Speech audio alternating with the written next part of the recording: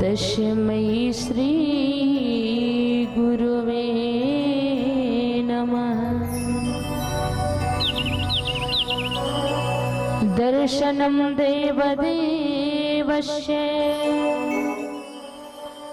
दर्शनं पापनाशनं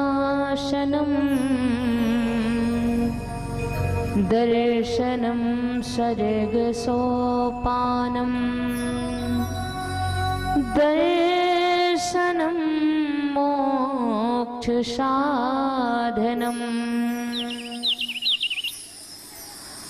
नारायणं नमस्कृत्य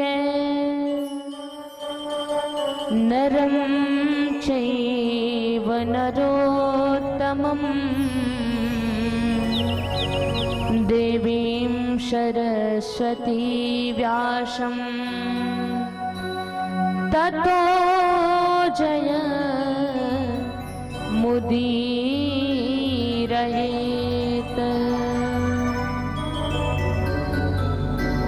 नीलाम्बुज श्यामल कोमलांगम सीता समारोपित वाम भागम पाणौ महाशायक चारु चापम नमामि रामम रघुवंशनाथम।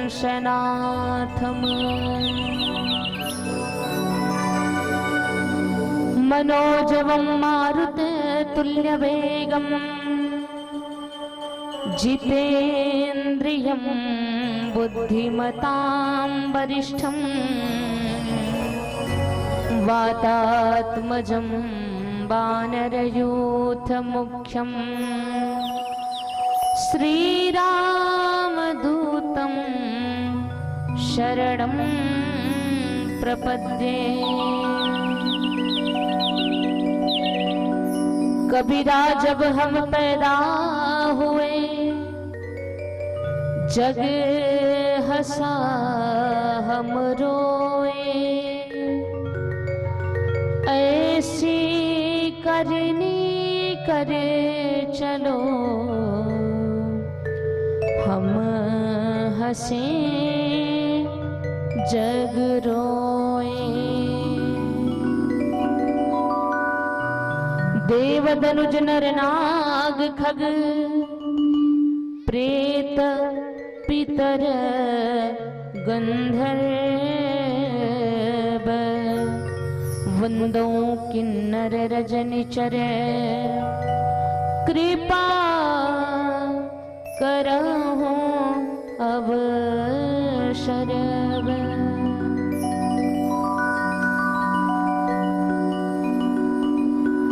अखंड अनादि शाश्वत निर्वेद निरामय शाश्वत सिंधु मर्यादा के मेरुदंड रघुकुल भूषण चिदानंद चिन्मय चिरंतन कौशल्यानंदन में आशीता के चंदन राघवेंद्र सरकार परमाध्यक्ष महोदय, वृंदावन की गलियों में रास के रचैया, बंसी के बजैया, द्रौपदी के लाज के बचैया, चीर के चुरैया, माखन के चुरैया, देवकी नंदन यशोदा नंदन श्री राधा के चंदन वृंदावन बिहारी सरकार, हर भक्तों की मनोकामनाओं को पूर्ण करने वाली आदिशक्ति जगत जननी जगदम्बा एवं जहां कहीं भी हरि चर्चा होती है प्रथम श्रोता के रूप में पधारने वाले सेवा धर्म के विमल परिपाटी के पोषक, अष्ट सिद्धि दाता, भाग्य के विधाता, पराक्रम के प्रयागराज, धैर्य के हिमालय, गरिमा मंडित महिमा मंडित त्रिनयन एकादशांश अंजनी नंदन वीर बजरंग बली जी महाराज मुख्य अतिथि महोदय, इस पावन पुनीत कार्यक्रम के आयोजक संयोजक पद को प्रतिष्ठित कर रहे सभी बंधु, समस्त कार्यकर्ता बंधु, माननीय व्यास जी, माननीय आचार्य जी, समस्त वैदिक बंधु, व्यास मंच पर आसीन साम वेद के साधक आराधक वाद्यंत्रों के साथ कुशल संगत प्रदान कर रहे सभी बंधु एवं इस कथा पंडाल में यत्र तत्र सर्वत्र से विराजित आत्मत स्वरूप कुसुम स्वरूप श्रोता विवेकशील महानुभाव, आप सभी को सर्वप्रथम श्री राम में सब जग जानी, करो प्रणाम जोरी जुग पानी। आइए परमात्मा की पावन चर्चा में प्रवेश करने से पूर्व, जैसा कि व्यास मंच का नियम है कि बिना भगवान नाम संकीर्तन के कथा प्रारंभ नहीं होती, तो सभी भक्त 2 बार परमात्मा का पावन नाम लेंगे और पुनः कथा के क्रम में प्रवेश होगा। बोलिए राघवेंद्र सरकार की, वृंदावन बिहारी लाल की। अच्युतम किं कृष्ण दामोदरम राम नारायणम जानकी वल्लभम। अच्युतम केशवम कृष्ण दामोदरम राम नारायणम जानकी वल्लभम। अच्युतम केशवम कृष्ण दामोदरम राम नारायणम जानकी वल्लभम। अच्युतम केशवम कृष्ण दामोदरम राम नारायणम जानकी वल्लभम। राम नारायणम जानकी वल्लभम।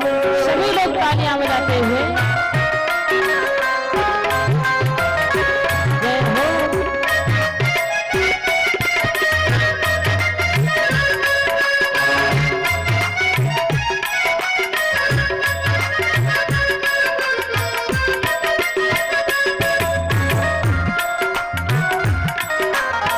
भाव के साथ ही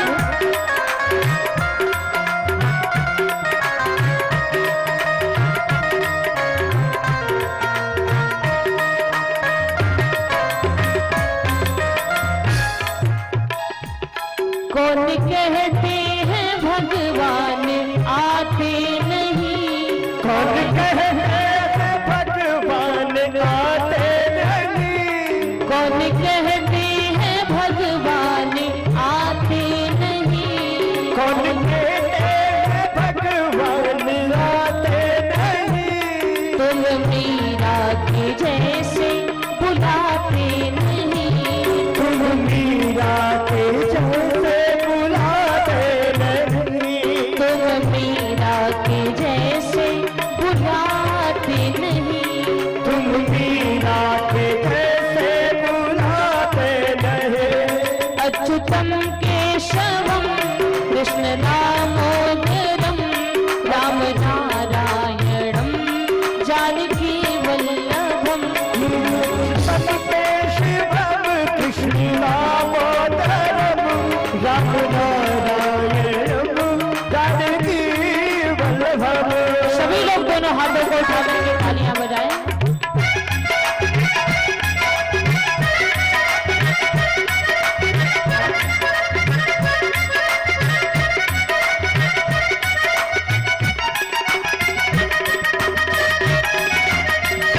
जय हो।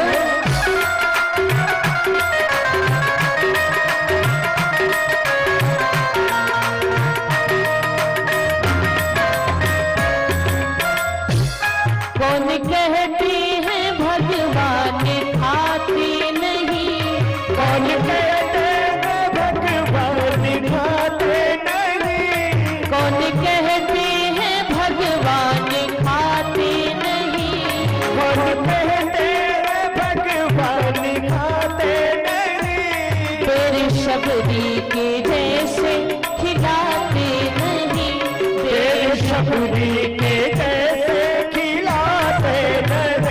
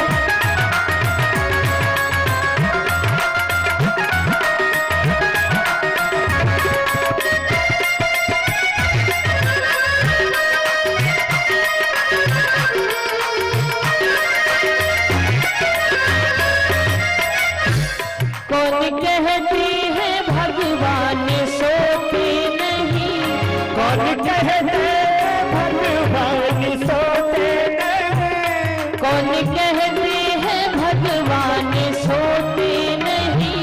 कौन कहते हैं भगवान सोते नहीं। और माँ यशोदा के जैसे सुलाते नहीं। माँ यशोदा के जैसे सुलाते नहीं। अच्युतम केशवम कृष्ण दामोदरम राम नारायणम जानकी वल्लभम। अच्युतम केशवम कृष्ण दामोदरम राम नारायणम जानकी वल्लभम। सभी लोग दोनों हाथों को उठा करके तालियां बजाते रहे।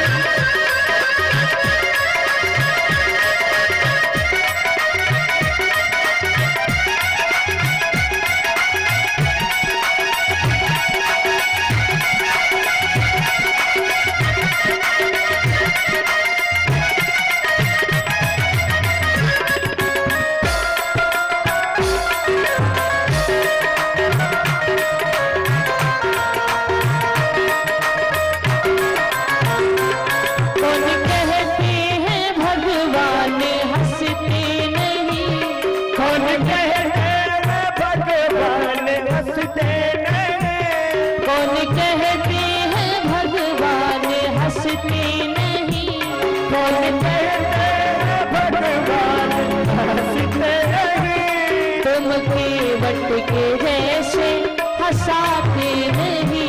तुम केवट के जैसे हंसाते नहीं। तुम केवट के जैसे हंसाते नहीं। तुम केवट के जैसे हंसाते नहीं। अच्युतम केशवम कृष्ण दामोदरम राम नारायणम जानकी वल्लभम। अच्युतम केशवम कृष्ण दामोदरम राम नारायणम जानकी वल्लभम। अच्युतम केशवम कृष्ण दामोदरम राम नारायणम जानकी वल्लभम। अच्युतम केशवम कृष्ण दामोदरम राम नारायणम जानकी वल्लभम। अच्युतम केशवम कृष्ण दामोदरम राम नारायणम जानकी वल्लभम। अच्युतम केशवम कृष्ण दामोदरम राम नारायणम जानकी वल्लभम। राम नारायणम जानकी वल्लभम। राम नारायणम जानकी वल्लभम। बोलिए राघवेंद्र सरकार। व्यास मंच से आप सभी पधारे हुए श्रद्धालु भक्तों का हार्दिक स्वागत और अभिनंदन करते हैं और साथ ही साथ निवेदन भी करते हैं प्यारे। कल की कथा में आप सभी भक्तों ने बहुत ही धूमधाम के साथ बड़े ही प्रेम और अनुराग के साथ भूत भावन भगवान भोलेनाथ की विवाह उत्सव की कथा का रसपान किया। ज्यादा कुछ ना कहते हुए विवाह के बाद बारी आई जब विदाई की, सभी लोग सीधे अपना ध्यान कथा से ही केंद्रित करेंगे। जब विदाई की बारी आई तो शैलराज हिमांचल ने कहा शिव जी से कि महाराज आप दहेज ले लो। शिव जी ने बताया कि कोठी बंगला महल अटारी यही पड़ा रह जाएगा और राम नाम धन बड़ा अमर है वो ही पार लगाएगा। शिव जी ने मना कर दिया, लेकिन जीव में और शिव में अंतर है। शिव जी ने तो मना कर दिया, लेकिन आज का मानव मना नहीं करता। दहेज के नाम पर ना जाने क्या क्या मांग ले। ज्यादा कुछ ना कहते हुए बस मुख्य बिंदु पर ही बात करें। आज के समाज में जब विवाह की बात होती है, जब सब कुछ तय तमाम होता है, तो कहीं कहीं कुछ लोगों ने यह भी कहा कि अरे हमने अपने बेटे को बचपन से लेकर के आज तक पढ़ाया लिखाया, हमारा बेटा अपने पैर पे खड़ा है, बेटा अपने पैर पे खड़ा है। तो अगर कहें कि भाई पढ़ाए हो तो अपने बेटे को पढ़ाए हो, क्या दूसरे के बेटे को पढ़ाए हो क्या? पढ़ाया है तो अपने बेटे को पढ़ाया, और अपने का तो हर कोई करता है। महान वो है जो दूसरे के बेटे का थोड़ा कुछ कर दे, अपने का तो हर कोई करता है। और जो बेटी का बाप है, हर पिता चाहता है कि मैं अपनी बेटी को अधिक से अधिक देकर के विदा करूं, लेकिन अगर उसकी स्थितियां परिस्थितियां साथ नहीं दे रही हैं तो उसकी स्थितियों के बारे में सोचना आपका धर्म है। क्यों? क्योंकि जो बेटा वाला है वो कभी ना कभी बेटी वाला बनेगा, और जो बेटी वाला है कभी ना कभी वो भी बेटा वाला बनेगा। ये तो सृष्टि का नियम है। अगर वो देने योग्य होगा तो देगा, जब रिश्ता लग जाएगा तो जीवन पर्यंत कभी अगर आपके दरवाजे पर जाएगा तो खाली हाथ नहीं जाएगा, कुछ ना कुछ लेके ही जाएगा। तो अगर उसकी परिस्थितियां साथ नहीं दे रही हैं तो उसकी परिस्थितियों पर विचार करना आपका धर्म है। पहले के जमाने में बड़े बड़े राजा महाराजा लोग अपनी बेटियों को उपहार स्वरूप बहुत कुछ दिया करते थे। हाथी, घोड़े, नौकर, चाकर बहुत कुछ देते थे, लेकिन उसका नाम दहेज नहीं था, उसका नाम था उपहार। और आज का मूर्ख मानव उस उपहार पर अपना अधिकार समझ बैठा है, और विवाह में बात आ जाती है दहेज की। कितना कितना दोगे? भाई वो इतना कहा कम कर रहा है कि जिस कन्या को जन्म दिया, पढ़ाया लिखाया, पाल पोस करके इतना बड़ा कर दिया और जीवन पर्यंत के लिए आपको सौंप दे रहा है, क्या वो कम है कि और दहेज की भी मांग है? अगर कोई आपसे कहे कि अपना बेटा दान में दे दो तो नहीं दे पाएंगे, लेकिन वो बेटी का पिता जिस कन्या को जन्म दिया, बड़ा किया, पढ़ाया लिखाया, 18, 20, 22, 25 वर्ष की अवस्था में उसे दान में दे देता है।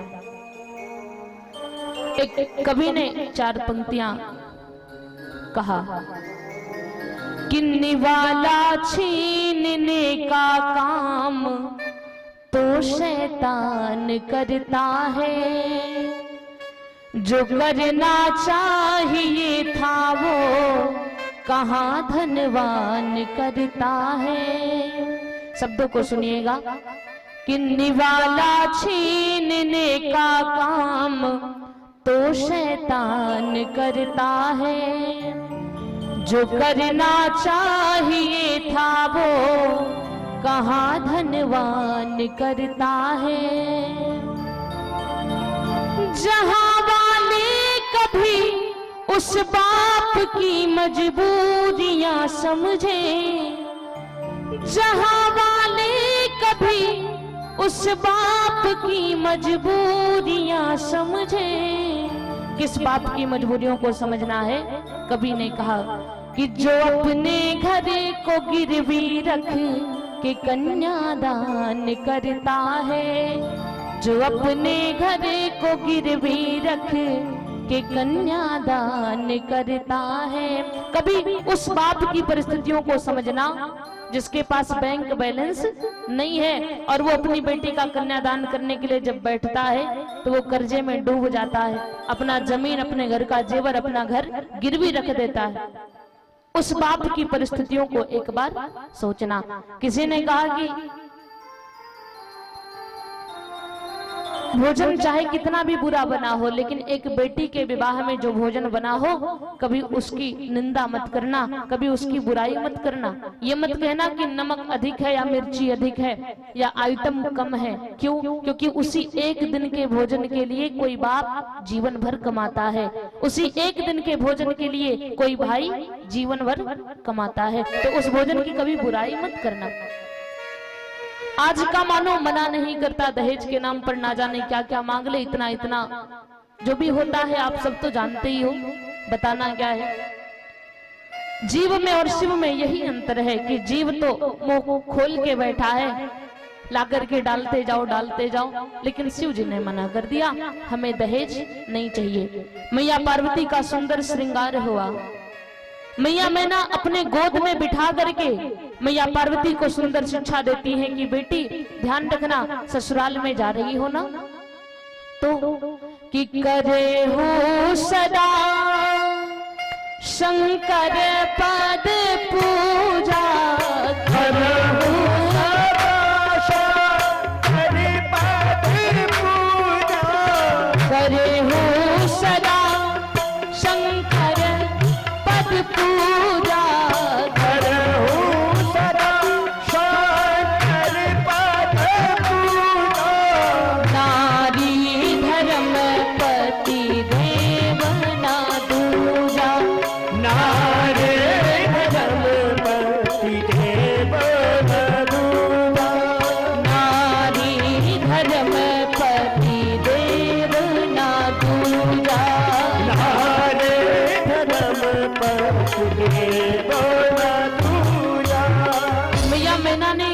शिक्षा दिया, बेटी ससुराल में जा रही हो तो ध्यान रखना कि करे हो सदा शंकर पद पूजा, सदैव शिव जी के चरणों की सेवा करना।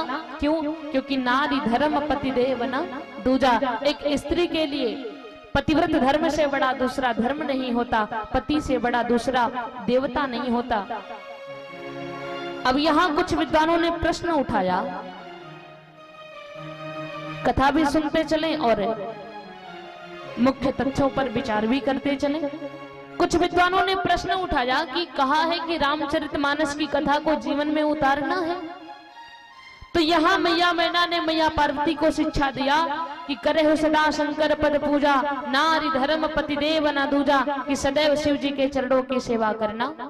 तो यही शिक्षा अगर आज की माताएं और बेटियां अपने जीवन में धारण करें कि ससुराल जाएं, सिर्फ पति से मतलब रखें और सास ससुर से मतलब ना रखें, तो क्या रिश्ता चल पाएगा? एक दिन दो दिन बाद ही लोग अलग हो जाएंगे।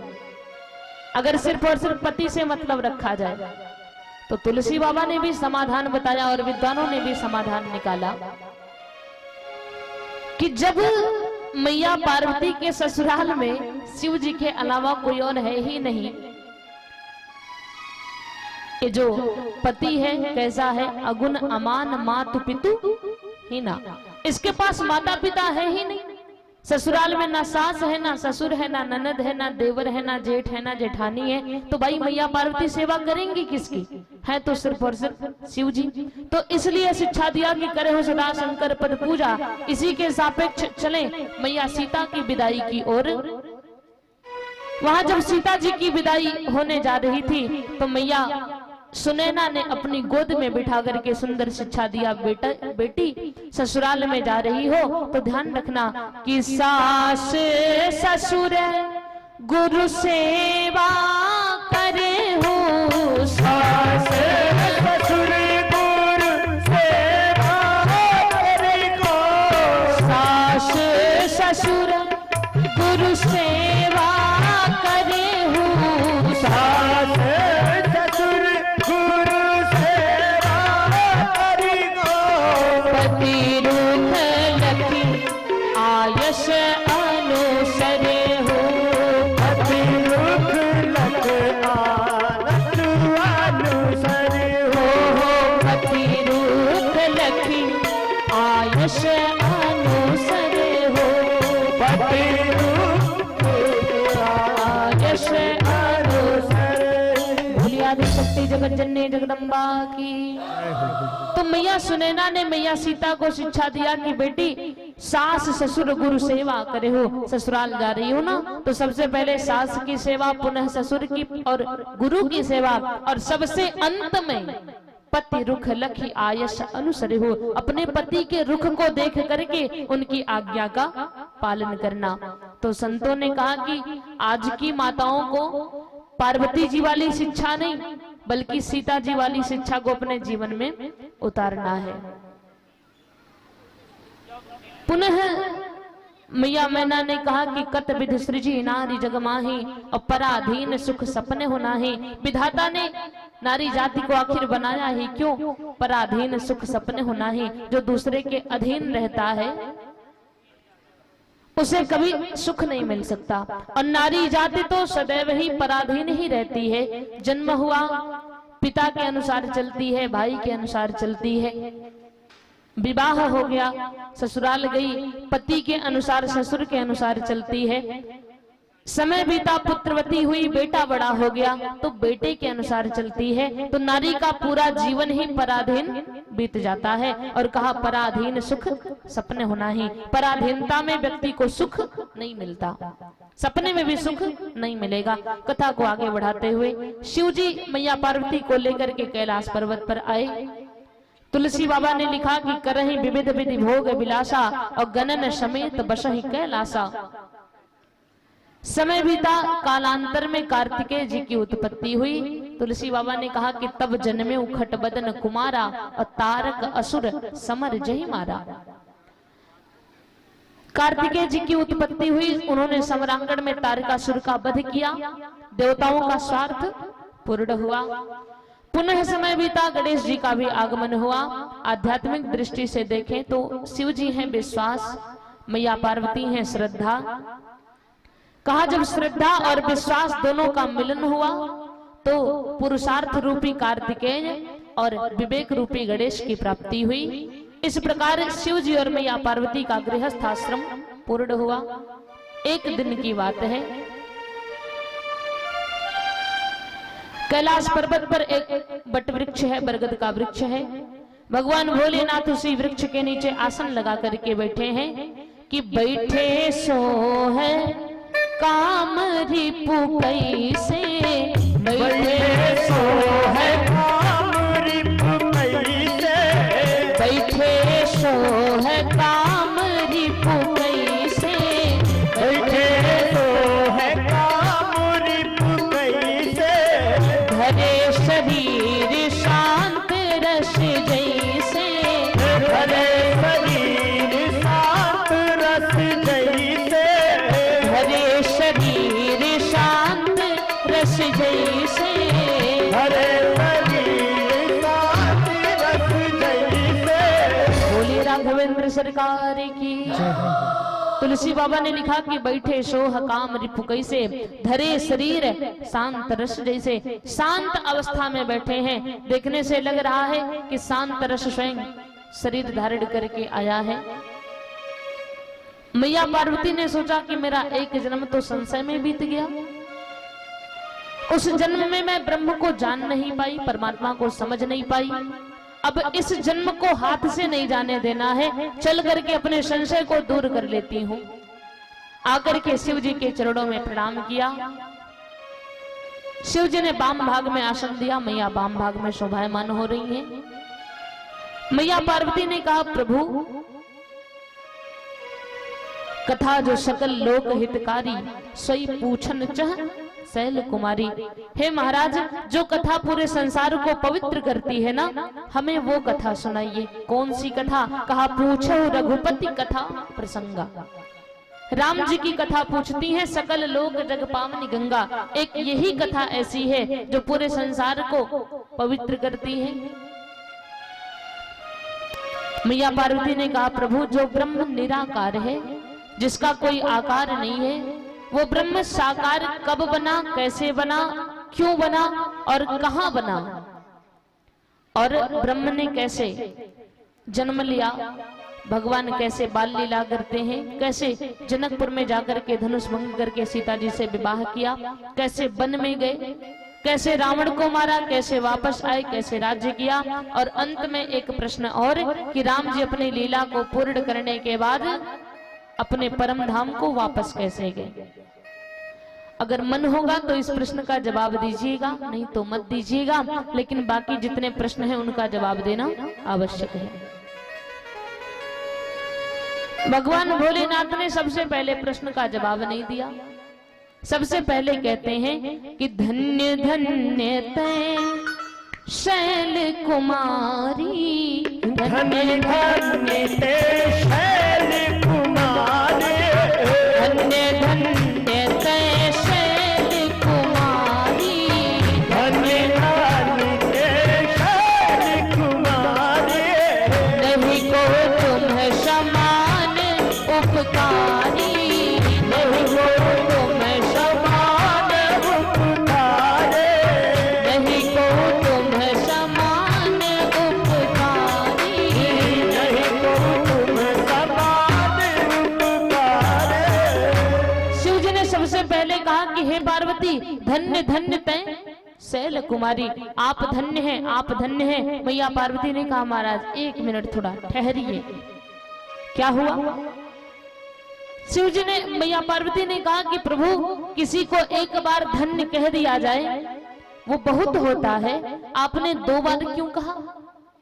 धन्य धन्य तै शैल कुमारी, दो बार क्यों कहा? शिव जी ने कहा हे देवी, एक धन्य तो तुम्हारे लिए कि तुम्हारे मन में इतनी अच्छी बात आई कि तुम परमार्थ करना चाहती हो, और एक धन्य तुम्हारी माँ के लिए जिसने तुम्हारी जैसी कन्या को जन्म दिया है। मैया पार्वती ने कहा प्रभु अब आगे सुनाए। शिव जी ने कहा सबसे पहले वंदना करो। भगवान के किस रूप की वंदना करते हैं कि बंदो बाल रूप श्री राम, बंदो बाल रूप श्री नाम, बंदो बाल रूप श्री राम, बंदो बाल रूप श्री राम, सब सिद्धि सुलभ जपत जिस नाम, सब सिद्धि सुलभ, सब सिद्धि सुलभ जपत जिस नाम।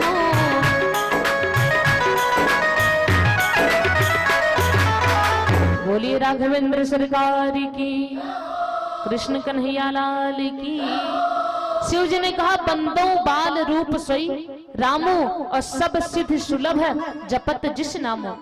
भगवान के बाल रूप की वंदना करते हैं, बालक राम का ध्यान किया। मैया पार्वती ने फिर पूछा कि प्रभु आप बालक राम का ध्यान क्यों कर रहे हो?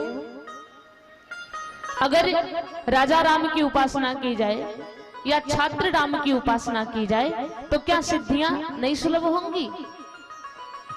आपने बालक राम का ध्यान क्यों किया?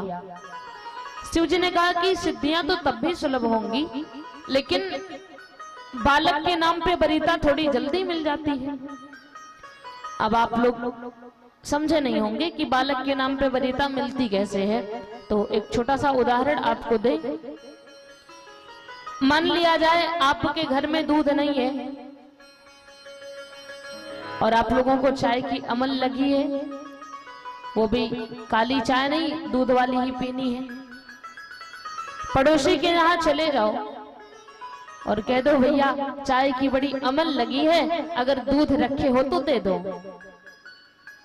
ठीक ठाक होगा, अच्छा होगा तो ला करके दे देगा, लेकिन मन ही मन चार बात जरूर सुनाएगा कि इतनी अमल लगी है कि मांगने चला आया। सुनाएगा कि नहीं? मन ही मन सुनाए अगर ना, तो मन में तो सोचेगा जरूर, ये तो निश्चित है। जरूर सोचेगा कि चाय की इतनी अमल लगी है कि रोक नहीं पाया, मांगने चला आया। अब इसी के सापेक्ष अगर आपके घर में कोई नन्हा सा बच्चा हो और वो रो रहा हो, उसको पिलाने के लिए दूध ना हो, तो आप पड़ोसी के यहाँ चले जाओ और कह दो भैया हमारे घर में दूध नहीं है, बालक रो रहा है, अगर रखे हो तो दे दो। तो अगर वो अपने बालक के लिए एक गिलास रखा होगा ना, तो उसमें से भी आधा निकाल के दे देगा। क्यों? क्योंकि यहाँ नाम आया किसका? बालक रो रहा है। तो कहा कि बालक के नाम पे वरीयता थोड़ी जल्दी मिल जाती है, इसलिए बालक राम का ध्यान किया। कहा कि बंदो बाल रूप सोई रामो और सब सिद्धि सुलभ है जपत जिस नामो। उसकी सारी सिद्धियां सुलभ हो जाती हैं जो भगवान के बाल रूप का ध्यान करता है, और जल्दी सुलभ हो जाती है। वंदना करने के बाद शिव जी मैया पार्वती को एक बात याद दिलाते हैं।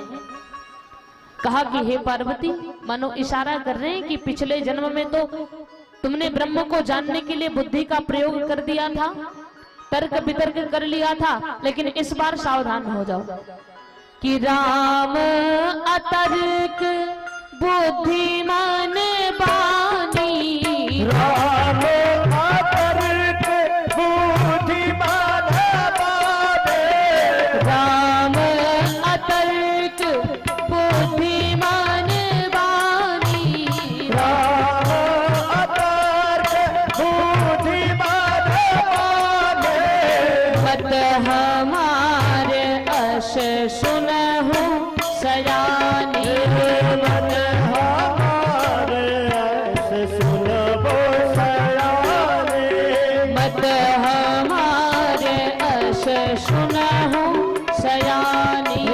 मन हमारे ऐसे सुनबो भवानी। बोलिए शंकर भगवान की। शिव जी ने मैया पार्वती से कहा, हे देवी, राम अतर्क, ब्रह्म जो है वो अतर्क है। कोई व्यक्ति ब्रह्म के बारे में बुद्धि का प्रयोग करके जान नहीं सकता, दिमाग लगा के जान नहीं सकता। हाँ, अगर उनके बारे में जानना है, थोड़ा भाव रखो, भजन करो, तो हो सकता है कि थोड़ी बहुत कृपा हो जाए।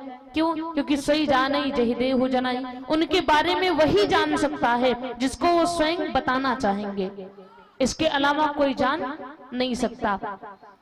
एक वैज्ञानिक था, पढ़े लिखे लोग हैं तो उसका नाम सुना होगा आप लोगों ने, जिसका नाम था अरस्तु।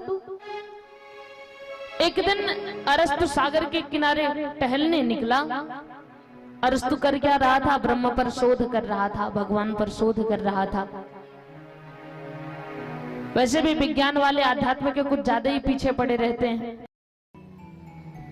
अरस्तु ब्रह्म पर शोध कर रहा था। एक दिन सागर के किनारे टहलने निकला तो एक दृश्य देखा तो बड़ा आश्चर्यचकित रह गया।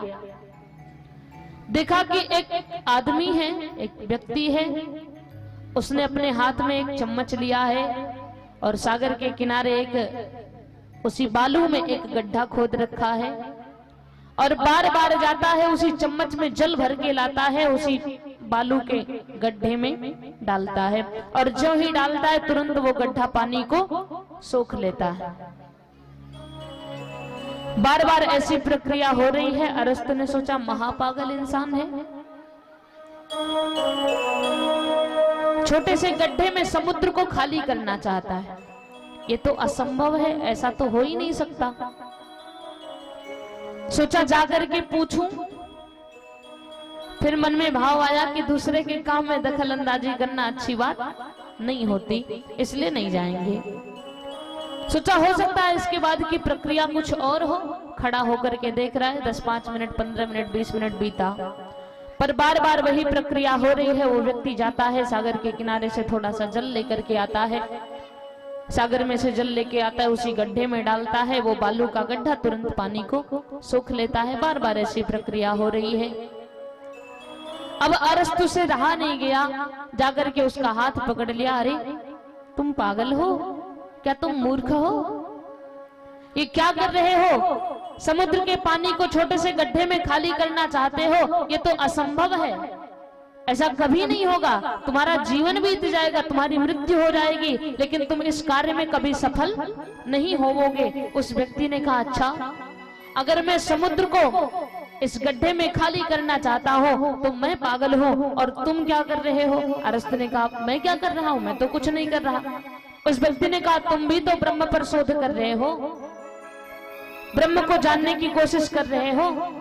जिस प्रकार ये समुद्र का पानी कभी इस गड्ढे में समाहित नहीं हो सकता, ठीक उसी प्रकार वो ब्रह्म तेरे इस मस्तिष्क में समाहित नहीं हो सकता। और जिस दिन वो परमात्मा तुम्हारे मस्तिष्क में समाहित हो जाएगा, उस दिन ये सागर का पानी भी मेरे इस गड्ढे में समाहित हो जाएगा, क्योंकि मेरा वाला सागर तेरे ब्रह्म से छोटा है और मेरा गड्ढा तेरे मस्तिष्क से बड़ा है। अब बताएं, क्या वो व्यक्ति कोई पागल था? वो कोई बहुत बड़ा संत, कोई बहुत बड़ा समाधिस्थ, कोई बहुत बड़ा फकीर रहा होगा, जिसने अरस्तु को ये बात बताने के लिए कि ब्रह्म अरस्तु की खोपड़ी में पूरी तरह से नहीं आएगा। आप जीवन में कितना भी अध्ययन कर लें, कितने भी ग्रंथ पढ़ लें, कितना कुछ जान लें, लेकिन बस इतना ही समझना कि हमने समुद्र में से बस एक लोटा जल निकाला है, इससे अधिक नहीं। वो परमात्मा का पार पाना हमारे आप के बस का है ही नहीं। क्यों? क्योंकि वो परमात्मा सागर के समान है और हम आप एक बूंद के बराबर हैं। अब एक बूंद में और सागर में अंतर क्या है? अगर इस एक बूंद को गर्म तवे पर डाल दिया जाए तो 1 सेकंड से भी कम समय में वो भाप बन करके उड़ जाएगा, और अगर उसी तवे को समुद्र में डाल दिया जाए तो क्या होगा? तो तवा 1 सेकंड से कम समय में कहां जाएगा? कोई पार नहीं पाएगा। इसलिए ब्रह्म तर्क वितर्क कुतर्क का विषय नहीं है, ब्रह्म भाव और प्रेम का विषय है। लेकिन आज के समाज में वो असली वाला प्रेम भी नहीं रहा। हम तो अपनी कथा में कहा करते हैं कि आज का मानो हर व्यक्ति भगवान को नहीं चाहता, बल्कि भगवान से चाहता है। मंदिर में जाएंगे, 2 अगरबत्ती लगाएंगे और अपनी अपनी मांग रख देंगे, प्रभु हमें ये चाहिए। और अगर किसी कारणवश वो नहीं पूरा हुआ तो भगवान बदल देंगे। अब राम जी को नहीं मानेंगे, कृष्ण जी को मानेंगे, वो भी पूरा नहीं किए तो हनुमान जी को मानेंगे। संतों ने लिखा है कि सूर्य अनेक मिले कण मागत, और पद सूर्य सो स्वाद कहाँ है। सूर्य अनेक मिले कण मागत, पद सूर्य सो स्वाद कहाँ है। अपन झाझ मजीरे बजते फिरे,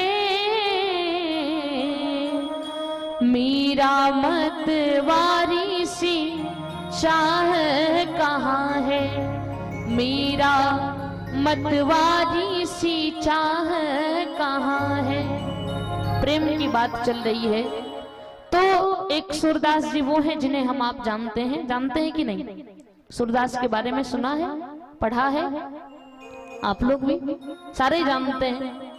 सूरदास जी ने जो भी पद लिखे हैं कृष्ण भगवान के बाल चरित्र का, उन्हें पढ़ने के बाद ऐसा लगता है कि सूरदास जी ने सब कुछ सामने से देखा है। और आज के जमाने में भी बहुत सारे सूरदास मिलते हैं। सूरदास का मतलब वो कि जिन्हें दिखाई ना दे, जिनके पास आंखें ना हो। लेकिन संतों ने कहा कि जो बात उन पुराने वाले सूरदास में थी वो बात आज के किसी सूरदास में नहीं है। अब पुराने वाले सूरदास में कौन सी बात थी ये तो जान लें। उनमें क्या खास बात थी? एक बार की बात है, बिहारी जी ने उन्हें नेत्र प्रदान किए, आंख दे दिया। सूरदास जी को दिखाई देने लगा तो सबसे पहले बिहारी जी का ही दर्शन किया। 1 घंटे 2 घंटे जब बातचीत हो गई, जब भगवान जाने लगे तो सूरदास जी ने कहा, महाराज ये जो आंख दिए हो ना ये लिए जाओ, हमें इसकी कोई आवश्यकता नहीं है, हमें इसका कोई काम नहीं है। कृष्ण भगवान ने कहा, क्यों? आप दुनिया को देखना नहीं चाहते? क्या आप प्रकृति के रंगों को देखना नहीं चाहते? इतनी सुंदर सृष्टि है भाई, मिट्टी काली पीली, हरे बन आसमान का रंग नीला, सूर्य सुनहरा चंद्रमा शीतल, सब कुछ है उसकी लीला। और सबके भीतर स्वयं छिप गया, सृजनहार सृष्टि का है, जिसको हम परमात्मा कहते, ये सब खेल उसी का है। तो इतनी सुंदर सृष्टि जिसकी रचना परमात्मा ने ही करी है, तो भगवान ने कहा क्या आप इस सृष्टि को देखना नहीं चाहते? सूरदास जी ने कहा, महाराज जगत के रंग क्या देखो, तेरा दीदार काफी है, करूं मैं प्यार किस किस से, तेरा एक प्यार काफी है। मैं इस दुनिया को देखना नहीं चाहता। नेत्र वापस कर दिए। अब अगर आज का मानव होता तो क्या करता? अगर आंखें खराब होने लगती हैं तो पूरा प्रयास करते हैं कि बच जाएं, है ना? ऑपरेशन कराएंगे, चश्मा लगाएंगे, ड्रॉप डालेंगे, दवा करेंगे, है ना? क्यों? क्योंकि सृष्टि के रंगों को देखना है, दुनिया को देखना है। सूरदास जी ने मना कर दिया। एक भक्त ने एक महात्मा से पूछा कि महात्मा जी आप लोग हर कथा में कहते हो कि हरि व्यापक सर्वत्र समाना, तुलसी बाबा ने भी कहा है कि हरि व्यापक सर्वत्र समाना, भगवान हर जगह समान रूप से व्याप्त है, तो इन चर्म नेत्रों से हमें दिखाई क्यों नहीं देते? जब हर जगह वो हैं तो दिखाई क्यों नहीं देते? उनको देखने के लिए कौन सी आंख ले आए? अगर कहीं मिलती हो, नहीं भारत में किसी दूसरे ही देश में, तो वहीं जाकर के वो आंख खरीद करके ले आए। उन महात्मा ने बड़ा सुंदर जवाब दिया, कहा कि इन चर्म नेत्रों से भगवान दिखाई नहीं देंगे, तो कौन सा नेत्र ले आए, कौन सी आंख ले आए? उनके लिए कहा, देखन को घनश्याम की सूरत, चाहिए सूर की आंधरी आंखें। अगर परमात्मा की सूरत को देखना है ना तो वो सूरदास वाली अंधी आंख ले आओ। ये जो हमारी आंखें हैं जिन्हें हम कहते हैं कि अरे हम तो सब कुछ देख सकते हैं, इनसे परमात्मा दिखाई नहीं देंगे। अगर भगवान को देखना है तो सूरदास वाली अंधी आंख ले आओ। उस व्यक्ति ने कहा, महाराज सूरदास जी तो जगत को नहीं देख सकते थे। कहा कि हाँ ये बात सही है कि वो जगत को नहीं देख सकते थे, लेकिन वो जगदीश को देखने की क्षमता रखते थे। उनके अंदर इतनी क्षमता थी कि वो जगदीश को देख सके। तो संतों ने कहा कि सूर अनेक मिले कण मांगत, पै पद सूर सुस्वाद कहाँ है। जो बात उन पुराने वाले सूरदास जी में थी वो बात आज के किसी सूरदास में नहीं है। अगली पंक्ति में कहते हैं कि पुनि झाझ मजीरे बजते फिरे, मीरा मतवारी सी चाह कहाँ है।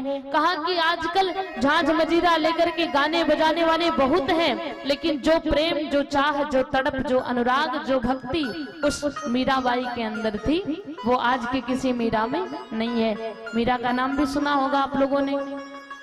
दूसरे युग के भक्तों की बात को छोड़ दे, पहले कलयुग के भक्तों को ही देख ले, नहीं तो आप लोग कहेंगे कि कलयुग में भगवान नहीं मिलेंगे। ये कलयुग की बातें हैं। मीरा ने क्या कहा? दुनिया वालों ने मीरा को खूब प्रताड़ित किया। लोगों ने पूछा कि जब तेरा विवाह राणा के साथ हुआ है तो तू कृष्ण को अपना पति क्यों मानती है? इसका कारण क्या है? मीरा ने कहा, देखो भाई, बस शब्दों का ही तो फेर है, सिर्फ शब्दों का फेर है। आप लोग पूछेंगे इसमें शब्दों का फेर क्या है? मीरा ने कहा कि संसार की सारी स्त्रियां अपने पति को परमेश्वर माना करती हैं। संसार की सारी स्त्रियां अपने पति को परमेश्वर माना करती हैं। तो मैंने क्या किया? मैंने पति को परमेश्वर ना मान करके परमेश्वर को पति मान लिया, तो कौन सा गुनाह कर दिया? तो जो अनुराग उस मीरा के अंदर था वो आज के किसी मीरा में नहीं है।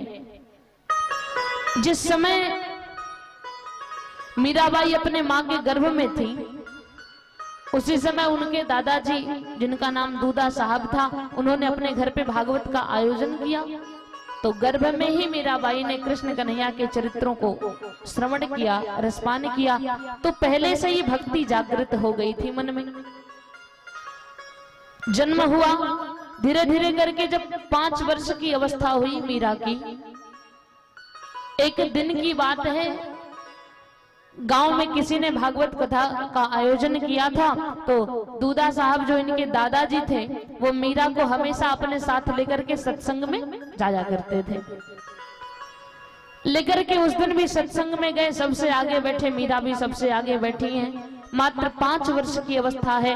व्यास जी कथा का रसपान करा रहे हैं, अमृत वर्षा हो रही है। मीरा भी कथा का खूब ढंग से, अनुराग से, पूरे विश्वास से कथा का रसपान करती हैं। निरंतर आंखों से प्रेमाश्रु बह रहे हैं।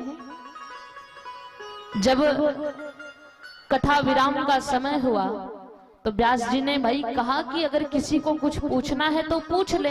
अगर कथा के मध्य कोई बात समझ में नहीं आई है तो वो हमसे कुछ पूछ ले। लोगों ने घड़ी देखा, अरे महाराज समय पूरा हो गया, 10 मिनट तो लेट ही हो गया, जल्दी से बंद करो, आरती करो, खत्म करो। व्यास जी ने सोचा भाई हमारा क्या जाता है, आरती करा दिया, उठ के जाने लगे। जा ही रहे थे कि उन्हें लगा कि पीछे से किसी ने उनका कुर्ता पकड़ा। पीछे मुड़ करके देखा, नन्ही सी 5 वर्ष की बच्ची। पूछा, क्या चाहिए तुम्हें? मीराबाई ने कहा, महाराज आपने ही कहा है ना कि जिसे कुछ पूछना है वो पूछ ले। तो मेरे मन में भी एक प्रश्न है। सोचा अभी कुछ टाफी बिस्किट खिलौना पूछेगी, और क्या पूछेगी भाई, 5 ही वर्ष की अवस्था है। 5 वर्ष की बच्ची क्या जाने कथा, भागवत, कृष्ण प्रेम, अनुराग क्या जाने।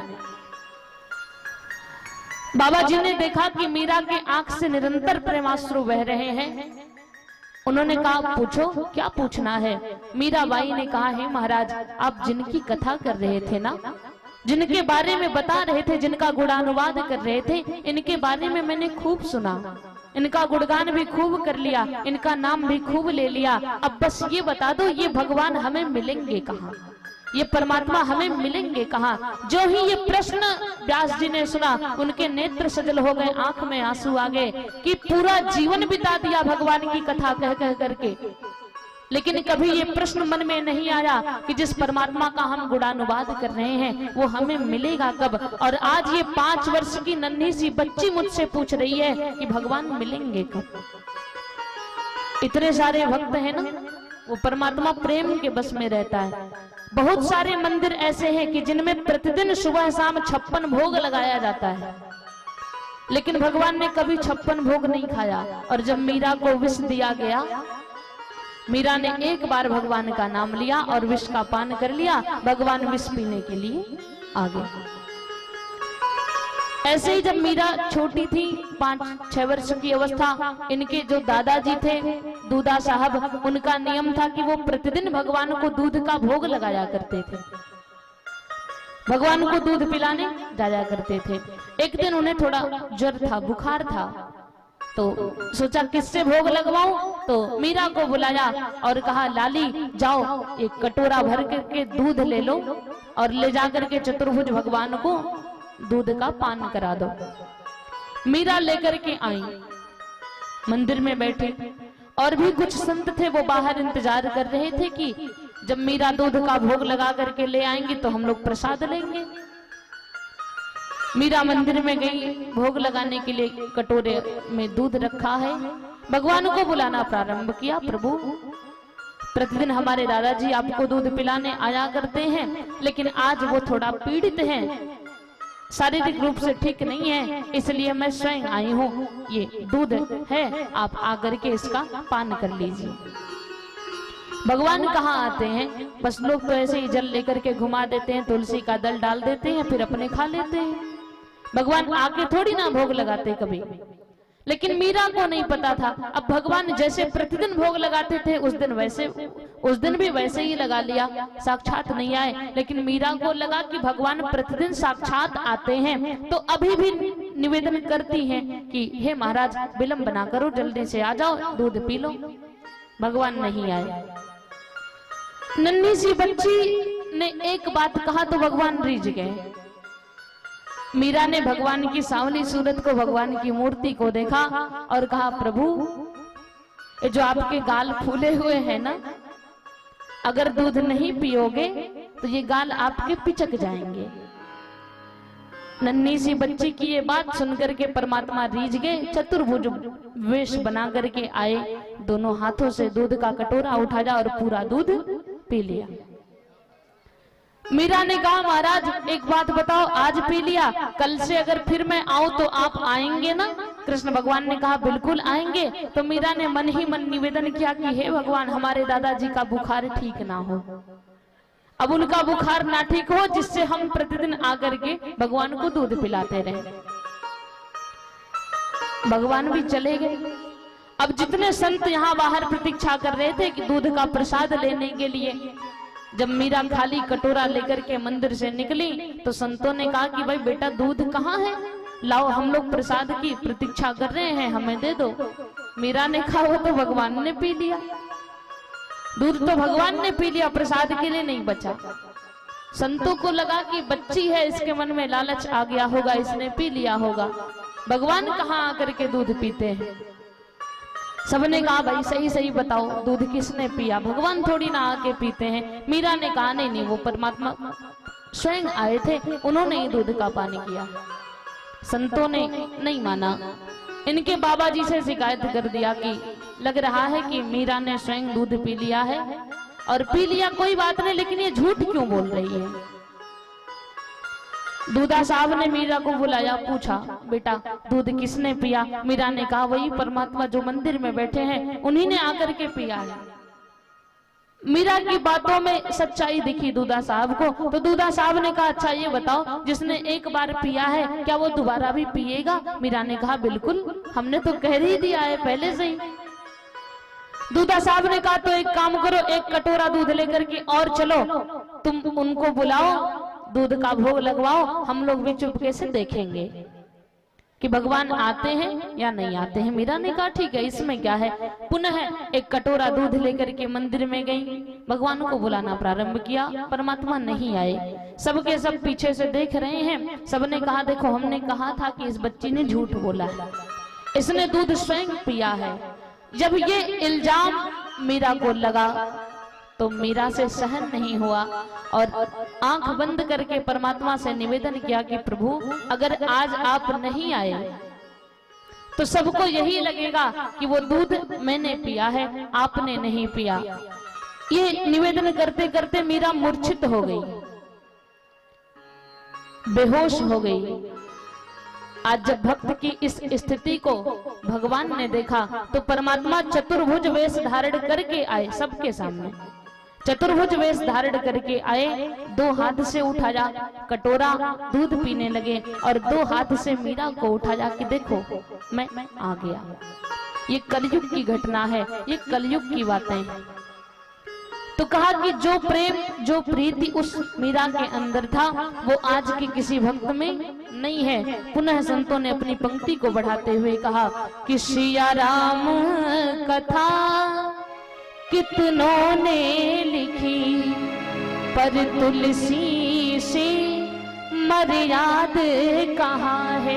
कहा कि सीताराम जी की कथा बहुत सारे विद्वानों ने लिखा, लेकिन जो मर्यादा गोस्वामी तुलसी बाबा की वाणी में है वो मर्यादा किसी अन्य संतों की वाणी में नहीं है।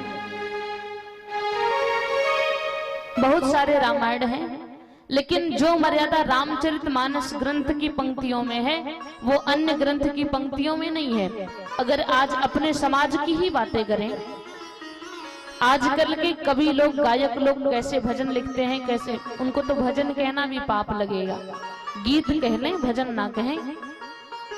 एक बड़ा प्रचलित गीत है जो नवरात्रि में हमारे आपके यहाँ चलता है, गाएंगे नहीं बस बोल के बता दे रहे हैं। चमकेला चंद्र बदनिया आगे लागे लुमाई दुल्हनिया और रुपुआ मनवा मोहता।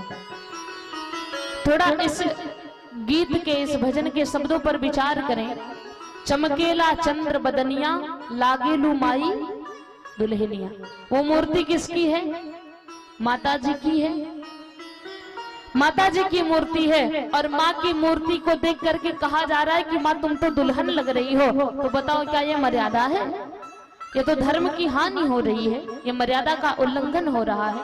तो कहा कि जो मर्यादा तुलसीदास जी की वाणी में थी वो आज के किसी भक्त की वाणी में, किसी विद्वान किसी कवि के वाणी में नहीं है। जब तुलसी बाबा वर्णन कर रहे थे और जब सीता जी के श्रृंगार की बारी आई तो एक पंक्ति लिख करके अपनी लेखनी रख दिया।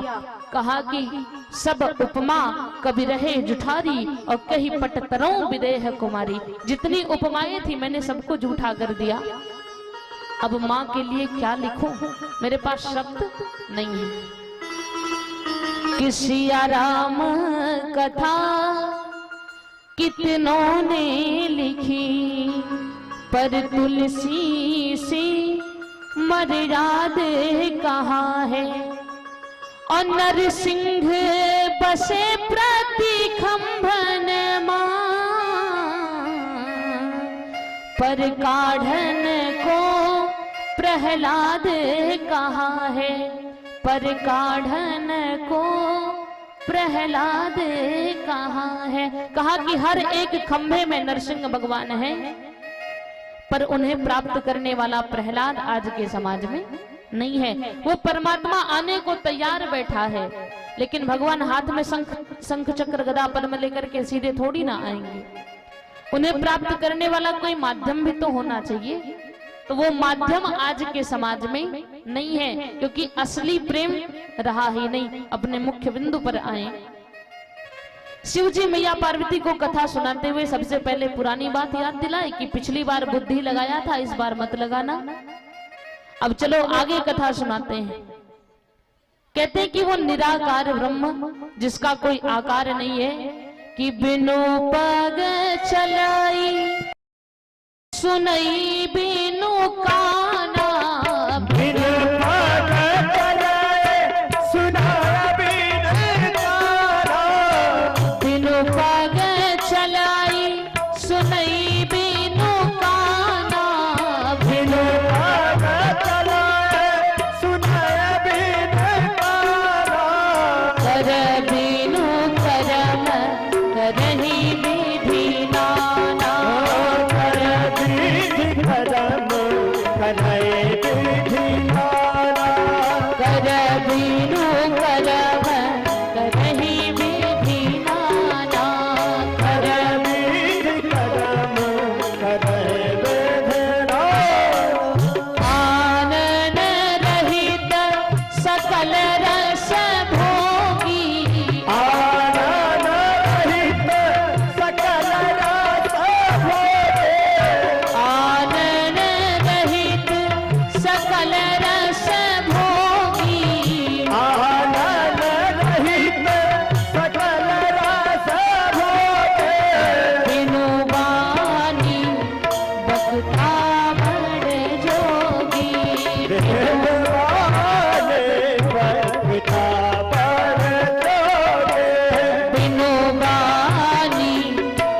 बकता बड़ जोगी। बिलवाने बकता बड़ जोगी। बोलिए शंकर भगवान की, आदिशक्ति जगत जननी जगदम्बा की।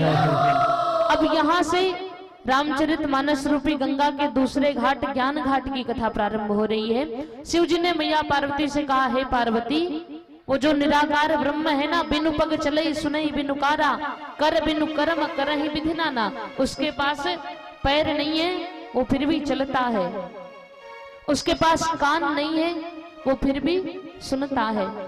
कर बिनु कर्म करहि विधि नाना। उसके पास हाथ नहीं है, फिर भी वो नाना प्रकार के कर्म करता है। और आनंद रहित सकल रस भोगी, और बिनु बानी बकता बड़ जोगी।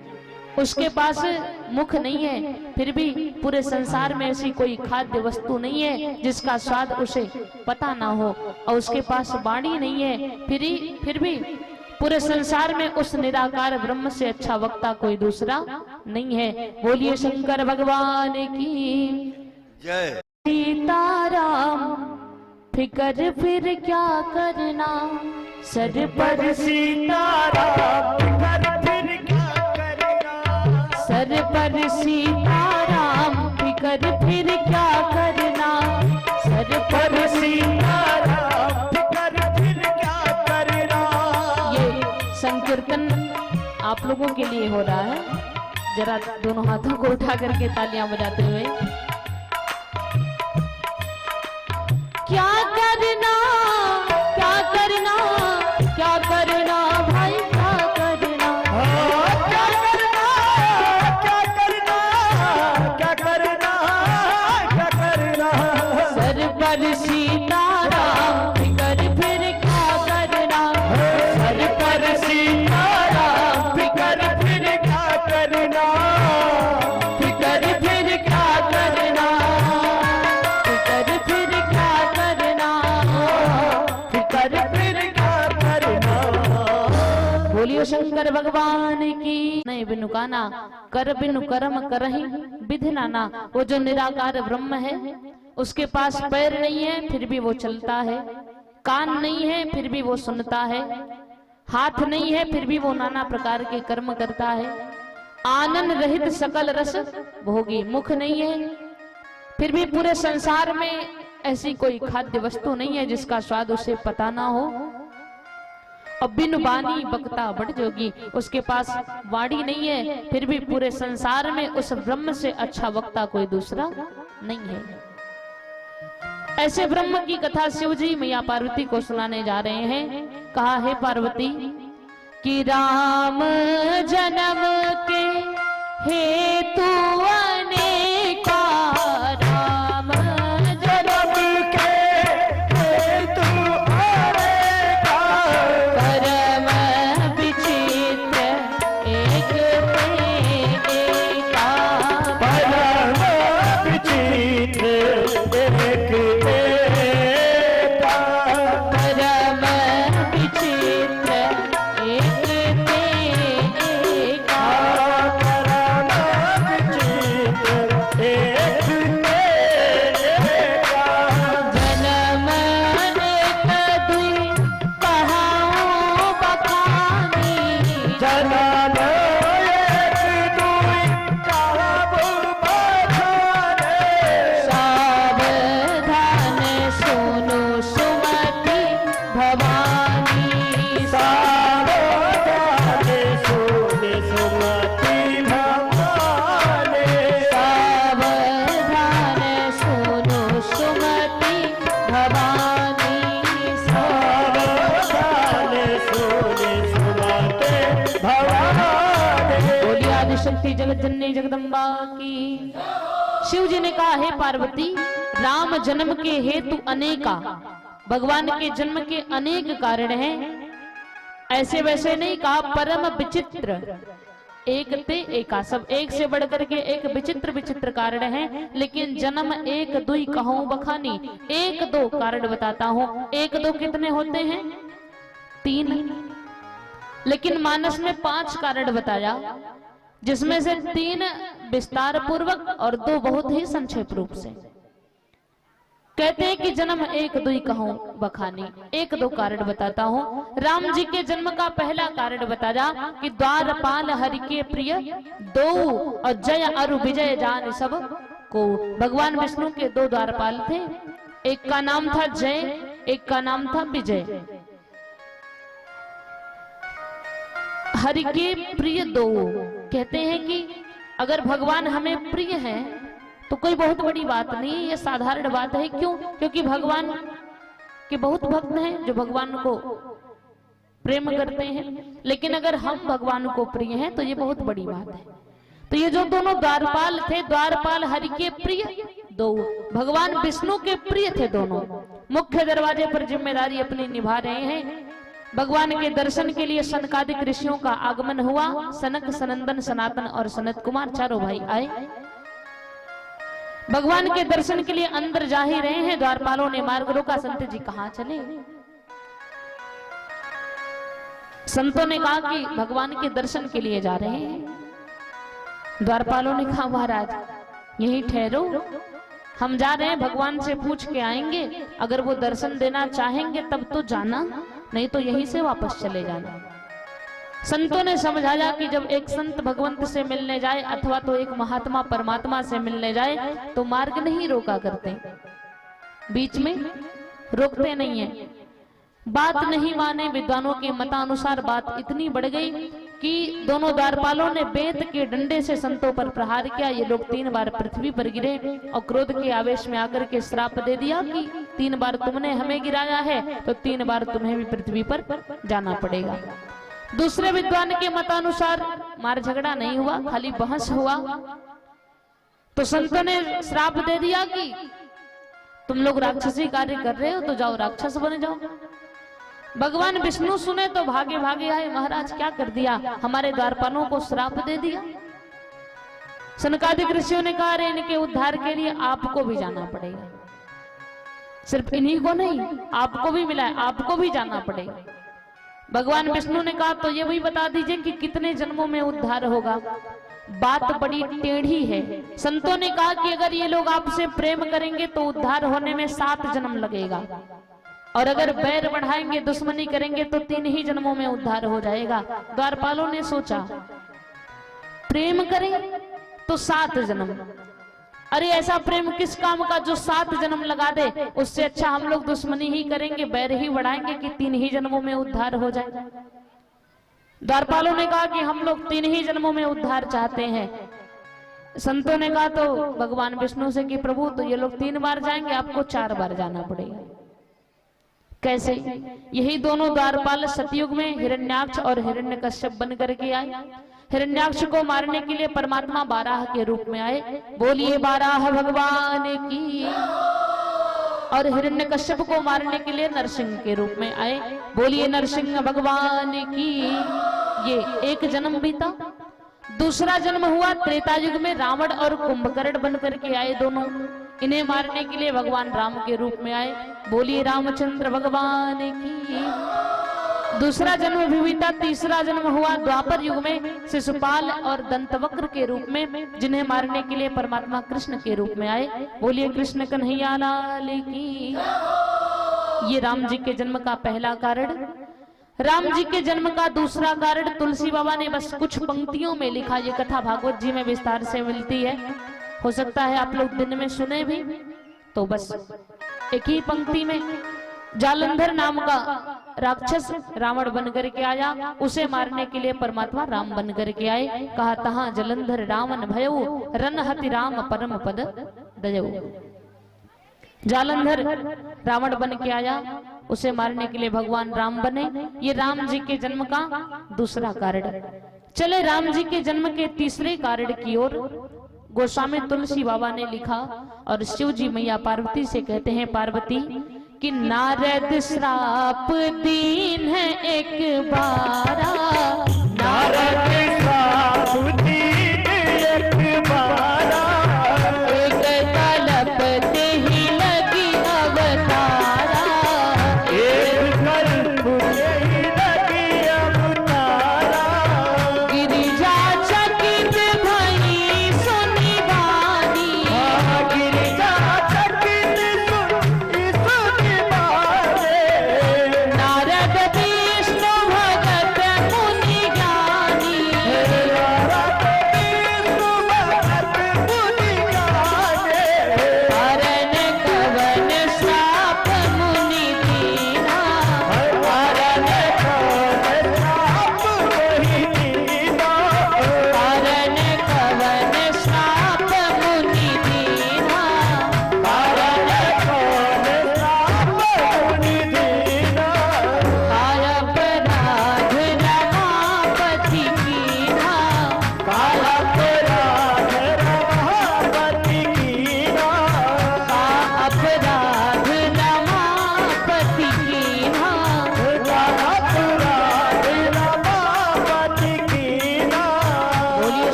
बिहारी लाल की। शिव जी ने मैया पार्वती से कहा, हे पार्वती, नारद श्राप दीन है एक बारा, एक कल्प तहि लग अवतारा। रामचरितमानस में 5 कल्पों की कथा है।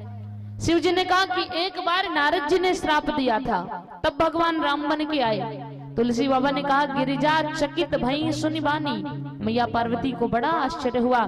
कहा, महाराज, नारद विष्णु भगत मुनि ज्ञानी। नारद जी तो भगवान विष्णु के बड़े अनन्य भक्त हैं, ज्ञानी हैं, गुणवान हैं। और कारण कवन श्राप मुनि दीन्हा, का अपराध रमापति कीन्हा। क्या कारण है कि नारद जी ने श्राप दे दिया? जरूर भगवान विष्णु ने कोई अपराध किया होगा। नारद जी इतने ज्ञानी हैं। शिव जी ने कहा, हे पार्वती, इस संसार में ना कोई ज्ञानी है ना कोई मूर्ख है, बल्कि भगवान जब जिसको जैसा चाहे वैसा बना दिया करते हैं। कब कौन क्या से क्या हो जाए इस बात की गारंटी नहीं है। ऐसे ही एक बार की बात है, एक बार अकबर के दरबार में एक फकीर आया। अकबर के दरबार में एक फकीर का आगमन हुआ। फकीर आया, अकबर के चरणों में प्रणाम किया, नीचे जमीन पर बैठ गया। अकबर ने फकीर से पूछा, भाई तुम क्या करते हो, तुम्हारा काम क्या है? फकीर ने बताया, हम भगवान की चर्चा करते हैं, ब्रह्म के बारे में लोगों को बताते हैं, भगवान का गुणानुवाद करते हैं। अकबर ने कहा, तो मुझे भी कुछ पूछना है तुमसे। फकीर ने कहा, पूछो महाराज। अकबर ने कहा, तुम्हारा भगवान करता क्या है? प्रश्न अच्छा है कि भगवान क्या करते हैं। आज के जमाने की स्थिति भी है कि कोई किसी से मिलता है तो लोग पूछते ना कि आप क्या करते हो। तो ये भी प्रश्न अच्छा है कि भगवान क्या करते हैं, भगवान कौन सी नौकरी करते हैं।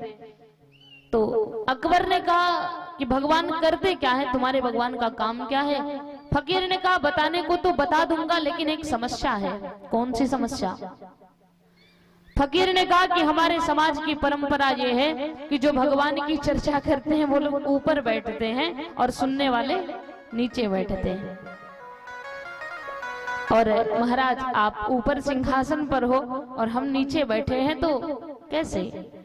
अकबर ने बीरबल से पूछा, बीरबल क्या ये सही कह रहे हैं? बीरबल ने कहा, हाँ महाराज, हमने भी देखा है, जब गजेड़ा में कथा होती है तो व्यास मंच पे व्यास जी ऊपर और पब्लिक नीचे बैठती है, बोलने वाला ऊपर और सुनने वाला नीचे।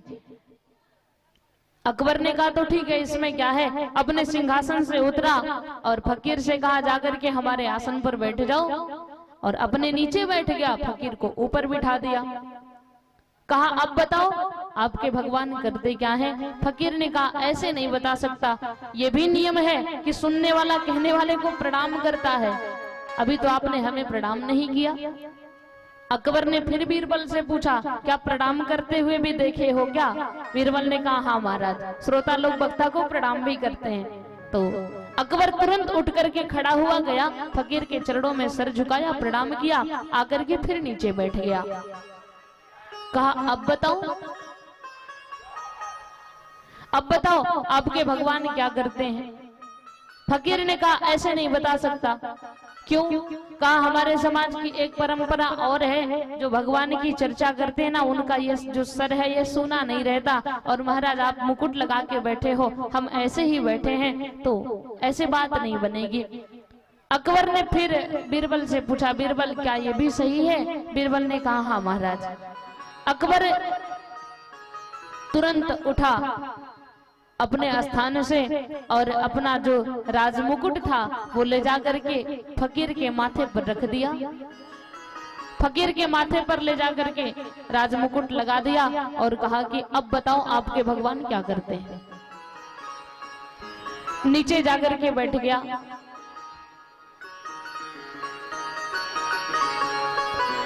जाइए आप लोग, देखाइए, हम इंतजार कर रहे हैं। अरे जाइए जाइए।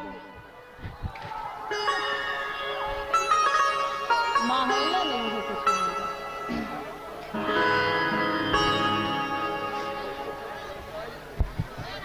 भाई जिन्हें जिन्हें जाना है उठ के चले जाए, देख के आए, हमें भी बताइए।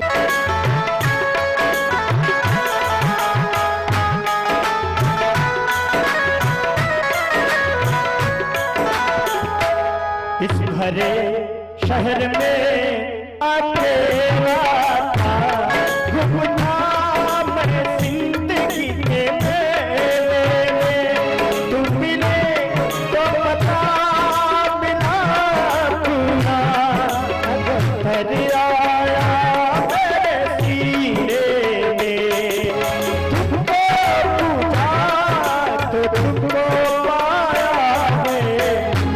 के तेरा नाम आया है, लब पे तेरा नाम आया है, लब पे तेरा नाम आया है। बोलिए शंकर भगवान की। थोड़ा जोरदार आवाज में जय घोष करें।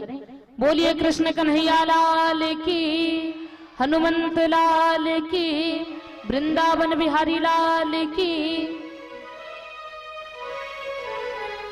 फकीर ने कहा महाराज हमारे समाज की परंपरा ये है कि जो भगवान की कथा कहते हैं उनका सर सूना नहीं रहता, और आप तो मुकुट लगा के बैठे हो और हम ऐसे ही बैठे हैं तो बात बनेगी नहीं थोड़ी।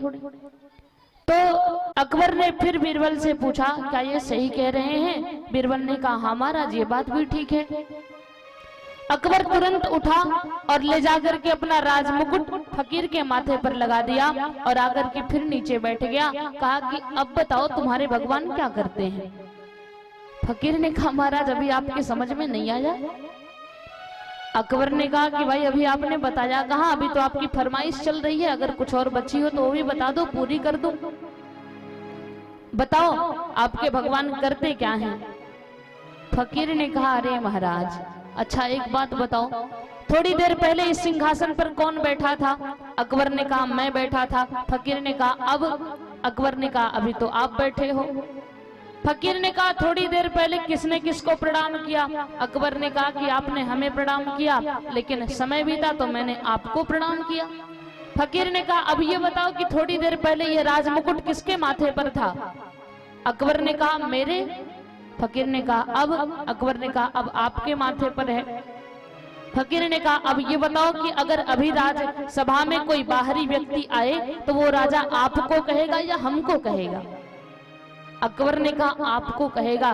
फकीर ने कहा बस मेरे भगवान का यही काम है कि वो कब किसको क्या से क्या बना दे इस बात की गारंटी नहीं है। वो राजा से रंक कर देता है, रंक से राजा कर देता है, राई से पर्वत कर देता है, पर्वत से राई कर देता है, जड़ को चैतन्य कर देता है और चैतन्य को जड़ कर देता है, ज्ञानी को मूर्ख कर देता है और मूर्ख को ज्ञानी कर देता है। मेरे भगवान का यही काम है। जाकी कृपा पंगु गिरलंग है और अंधे को सब कुछ दर्शाई। जब जीवन में परमात्मा की कृपा हो जाती है तो लगड़ा भी पहाड़ पर चढ़ जाता है, अंधे को भी सब कुछ दिखाई देने लगता है। वो ब्रह्म जब चाहे जो चाहे जैसा चाहे कर सकता है। शिव जी ने मैया पार्वती से कहा कि इस संसार में ना कोई ज्ञानी है ना कोई मूर्ख है, बल्कि भगवान जब जिसको जैसा चाहे वैसा बना दिया करते हैं। मैया पार्वती ने कहा प्रभु दो कारण आपने संक्षेप रूप से बताया, लेकिन ये तीसरा कारण थोड़ा विस्तार पूर्वक बताना। ये नारद जी कैसे, नारद जी ने श्राप कैसे दे दिया? शिव जी ने कहा एक बार की बात है कि एक बार कर तल बर बीना, एक बार कर तल बर बीना, गावत हरि गुण गान प्रवीणा, गावत हरि गुण गान प्रवीणा, गावत हरि गुण गान प्रवीणा, गावत हरि गुण गान प्रवीणा। शिव जी ने कहा हे पार्वती एक बार करतल बर बीना, गावत हरि गुण गान प्रवीणा। एक बार नारद जी रास्ते से जा रहे थे, चलते चलते हिमालय की तलहटी में पहुंचे तो हिमालय बड़ा सुंदर स्थान, बड़ा शांतिप्रद वातावरण, बड़ा सुंदर माहौल। तो नारद जी ने सोचा कि चलो यहीं बैठ करके थोड़ी देर भगवान का ध्यान कर ले। बैठ गए, भगवान का ध्यान करने लगे, श्रीमन नारायण नारायण करते हुए भजन करने लगे। स्थिति क्या हुई कि अभी तक तो बहिर्मुखी थे, धीरे धीरे करके अंतर्मुखी हो गए, समाधि लग गई। नारद जी की समाधि लग गई। जब समाधि को काफी समय, कई वर्ष बीत गए तो किसी को कोई समस्या नहीं, लेकिन देवराज इंद्र को बड़ी चिंता हुई। इंद्र ने सोचा कि कहीं ऐसा ना हो कि जब ब्रह्मा जी पहुंचे वत्स वरदान मांगो, मैं तुम्हारी तपस्या से प्रसन्न हूं, तो नारद जी कहीं हमारा सिंहासन ना मांग ले तो हम कहां जाएंगे। कामदेव को बुलाया और कामदेव से कहा जाओ जाकर के नारद जी की समाधि को भंग करवाओ। कामदेव आया, अपनी माया का विस्तार किया। बसंत ऋतु का आगमन हुआ, पक्षियों का कलरव होने लगा, मधुर मधुर वाद्यंत्र बजने लगे, अप्सराओं का नृत्य होने लगा, पर नारद जी पर कोई असर नहीं हुआ। सोचा क्या करूं, शिव जी की भांति इन पर भी बाण चलाऊं। फिर सोचा नहीं नहीं, ये संत हैं, इन पर बाण चलाना ठीक नहीं है। सोचा फिर क्या करूं, तो मन में भाव आया कि चलो इनको संसार की सबसे मीठी चीज दे देते हैं। संसार की सबसे मीठी चीज क्या है? प्रशंसा, बड़ाई, खास करके उसके मुख पे ही की जाए तो कामदेव ने कहा कि चलो इनको संसार की सबसे मीठी दवाई दे देते हैं। अभी इनका जो भी है, जो इनकी समाधि है वो भंग हो जाएगी। एक सुंदर फूलों का हार बनाया, फूलों का गजरा बनाया, ले जाकर के नारद जी के गले में पहना दिया और सामने हाथ जोड़ करके बैठ गया और संसार की सबसे मीठी चीज देने लगा। रे महाराज, जिस समय मैं शिव जी की समाधि को भंग कराने गया था, उन्हें क्रोध आ गया था, उन्होंने मुझे भस्म कर दिया था, लेकिन आप तो शिव जी से बढ़कर के निकले। आपने संसार के दो सूलों को जीत लिया है, काम और क्रोध को जीत लिया है। आप शिव जी से बढ़कर के हो। जो ही ये शब्द नारद जी के कान में पड़े, तुरंत समाधि भंग हुई। क्या कहा कामदेव, जरा फिर से बोलना। तो कामदेव ने कहा महाराज बस यही कह रहा था कि आप शिव जी से बढ़कर के हो। आपने संसार के दो सूल, काम और क्रोध, दोनों को जीत लिया है। कामदेव का कार्य पूर्ण हुआ, आगे बढ़ा, वापस चला गया। नारद जी ने सोचा चलो चल करके शिव जी को बता दें कि संसार में सबके सब देव हैं, वो महादेव हैं, तो अब महादेव से भी बढ़ के कोई हो गया है। चल करके बता दें। कैलाश पर्वत पर पहुंचे, श्रीमन नारायण नारायण करते हुए शिव जी ने देखा, कहा अरे अरे संत जी बड़े दिन बाद पधारे, आइए आइए थोड़ी हरी कथा हो, थोड़ी हरी चर्चा हो। नारद जी ने कहा महाराज आजकल हमने हरी कथा कहना बंद कर दिया। कौन सी कथा कहते हो? कहा अरे हमारी समाधि लग गई थी, कामदेव आया था समाधि को भंग कराने के लिए। शिव जी ने कहा अरे अरे संत राम चर्चा के लिए बने होते हैं, काम चर्चा के लिए नहीं। शिव जी, नारद जी ने कहा कि आजकल राम चर्चा करना बंद कर दिया है। कौन सी चर्चा करी? कहा मार चरित शंकर ही सुनाए। कामदेव का पूरा वृत्तांत शिव जी को सुना दिया। थोड़ी देर बाद जब नारद जी जाने लगे तो शिव जी ने नारद जी से कहा कि महाराज आपकी कथा बड़ी अच्छी थी। थोड़ा शब्दों पर ध्यान देना। शिव जी ने नारद जी से कहा कि आपकी कथा बड़ी अच्छी थी, लेकिन भूल करके भी ये कथा किसी और को मत सुनाना। कथा अच्छी भी है और किसी और को सुनाना भी नहीं है, और खास करके भगवान विष्णु को तो बिल्कुल भी मत सुनाना।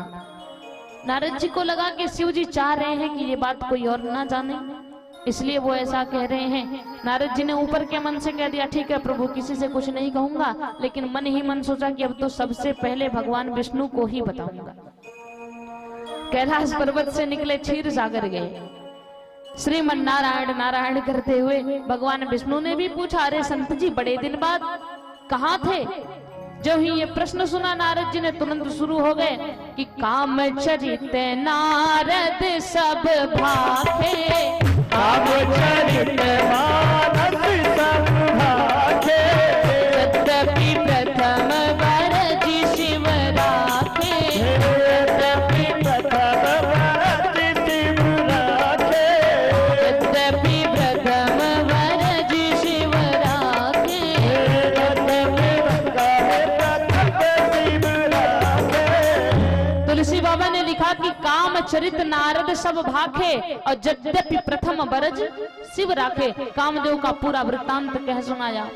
भगवान विष्णु समझ गए कि नारद जी भले ही मेरे अनन्य भक्त हैं, लेकिन आज मेरे भक्त के मन में अहंकार का बीज उत्पन्न हो गया है।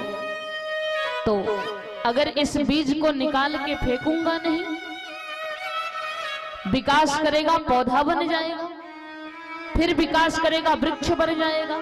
और वृक्ष को काटना आसान है, लेकिन उसकी जड़ को निकालना मुश्किल है। कितना भी निकालो कुछ ना कुछ जमीन में रह ही जाएगा।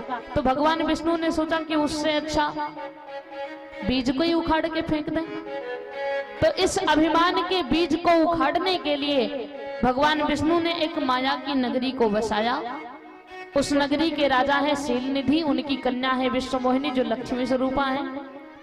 विश्वमोहिनी का स्वयंवर होना है। नारद जी रास्ते से जा रहे थे, राजा शीलनिधि ने बुलाया, आसन दिया, नारद जी बैठे। राजा शीलनिधि ने कहा, महाराज मेरी बेटी की हाथ की रेखाओं को देखो और देख करके बताओ कि इसे पति कैसा मिलेगा, इसका स्वयंवर होने वाला है। कन्या सामने हाथ फैला के बैठी है। नारद जी की दृष्टि मुखमंडल पर गई, मुख देखने लगे, काम का आक्रमण हुआ। मन में सोचा, हे विधि मिलई कवन विधि वाला, किसी भी प्रकार ये कन्या मुझे मिल जाए। राजा शीलनिधि ने कहा, महाराज हाथ की रेखा देखो। हस्तरेखा को देखा, विवाह रेखा कह कुछ और रही है, नारद जी ने बताया कुछ और। विवाह रेखा में लिखा है कि इस कन्या का वर्ण वही कर सकता है जो वैकुंठपति है, इस कन्या का वर्ण वही कर सकता है जो तीनों लोगों का मालिक है, जिसे सम्रांगण में कोई जीत नहीं सकता। लेकिन आज नारद जी माया के वशीभूत, तो जैसे माया के वशीभूत इंसान को सर्प भी रस्सी लगता है, उसी प्रकार नारद जी को आज उल्टा सीधा फलादेश कर दिया। कहा कि जो इस कन्या का वर्ण करेगा वो वैकुंठपति बन जाएगा, जो इस कन्या का वर्ण करेगा वो तीनों लोगों का मालिक बन जाएगा। बस मन में एक बात चल रही है कि किसी भी प्रकार मेरा विवाह इस कन्या से हो जाए। फिर सोचा कि मैं सुंदर तो हूं नहीं, और स्वयंवर में एक से बढ़कर के एक सुंदर सुंदर राजा महाराजा राजकुमार आएंगे, पता नहीं विश्व मोहिनी मेरे गले में वरमाला पहनाएगी कि नहीं पहनाएगी। तो मन में एक भाव आया कि मैं भगवान विष्णु का भक्त हूँ, उनकी भक्ति करता हूँ, और पूरे संसार में उनसे अच्छा सुंदर कोई दूसरा है नहीं। तो एक काम करते हैं, भगवान से उन्हीं का रूप मांग लेते हैं, तब पक्का विश्व मोहिनी हमारे ही गले में वरमाला पहनाएगी। बैठे ध्यान करने लगे, श्रीमन नारायण नारायण करते हुए। भगवान विष्णु मुस्कुराते हुए आए, भक्तराज कैसे याद किया। नारद जी ने कहा, प्रभु मेरी इच्छा है कि मैं विवाह कर लूं। भगवान विष्णु हंसे, फिर कहा ठीक है कर लो, तो हमें क्यों बुलाया। नारद जी ने कहा, प्रभु आपन रूप देहु प्रभु मोही, लोभ का आक्रमण हुआ, लालच आया कि आपन रूप देहु प्रभु मोही, और आन भाति नहीं पावो ओही, क्योंकि उसे पाने का कोई दूसरा उपाय नहीं है, आप हमें अपना रूप दे दो। भगवान विष्णु मुस्कुराए, कहा अच्छा भक्तराज, रूप हमारा विवाह तुम्हारा। नारद जी ने कहा, हाँ प्रभु इच्छा तो यही है कि रूप आपका हो और विवाह हमारा हो जाए। भगवान विष्णु ने मन में सोचा कि अगर आज के दिन मैंने अपने नारद को सुंदर बना दिया तो विवाह के बाद मेरा नारद जीवन भर बंदर बन के रह जाएगा।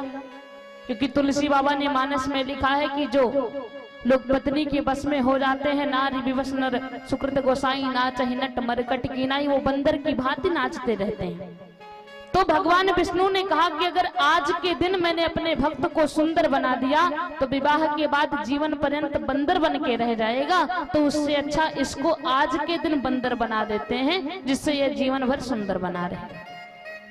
इसी बीच नारद जी निवेदन कर बैठे कि प्रभु भले ही मैंने आपसे आपका रूप मांगा है, लेकिन कि जही विधिनाथ होई हित मोरा, जिसमें मेरा हित होगा आप वही करना।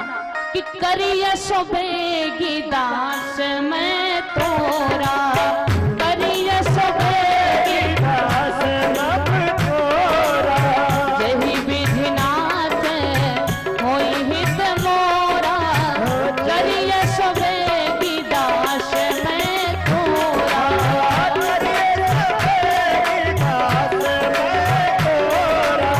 करिय सोबेगी दास मैं तोरा।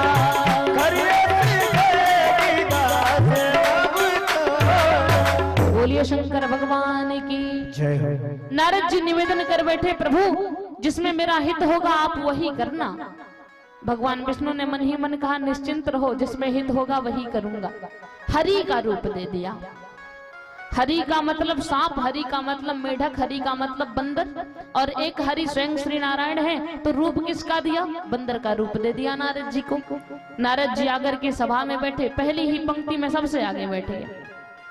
यहाँ नारद जी 3 रूप लेकर के बैठे हैं। जैसे नारद जी को खुद में लग रहा है कि मैं भगवान विष्णु की तरह दिख रहा हूँ।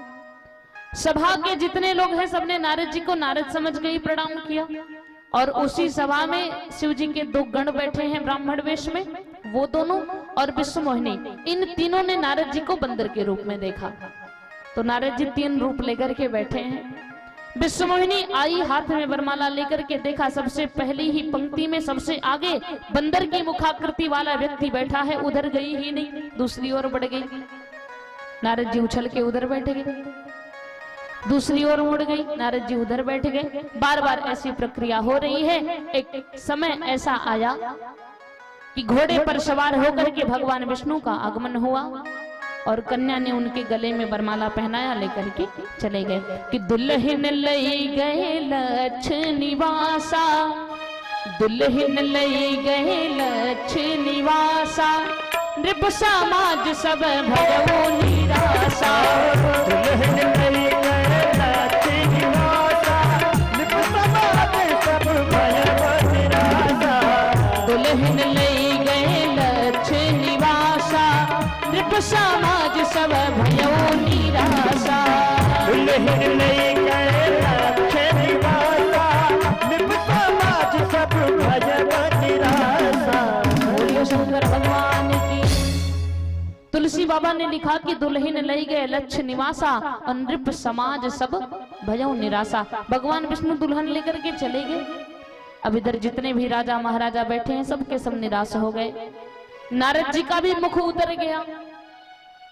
नारद जी को निराश देखा तो जो दोनों शिव जी के गण बैठे थे, दोनों ठहाका लगा करके हंसे, अरे ओ नारद जी, बड़े आए थे विवाह करने, मुख देखा है। नारद जी ने सोचा भाई हमारे मुख में क्या हो गया। सभा में कोई दर्पण कोई प्रतिबिंब तो था नहीं।